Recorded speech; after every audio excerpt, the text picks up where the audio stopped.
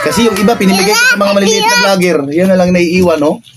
Pukunti na lang mga kabinders.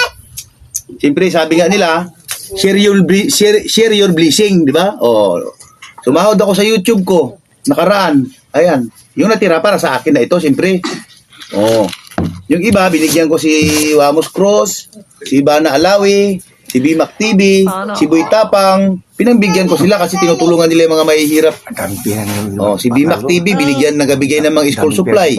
Ako, ayaw ko man magbigay mismo na ako mismo magbigay sa mga bata, mga estudyante, kapagod yan. Mas maganda yung magdut-dut ka lang, magdut-dut ng cellphone, di ka napagod. Oh. Kaya kung binigay sa kanila yan, kay Bimac TV, kaya ako sila binigyan ng pira, sila yung magtulong para sumikat sila, kilala sila sa YouTube. Oh, ako hindi ko na kailangan makilala kasi kilala na ako, sikat na ako. Marami na akong pira, oh. Yung iba nga, pinamigay ko na lang sa kanila. Oh, kasi kawawa ba sila? Gusto ko palakihin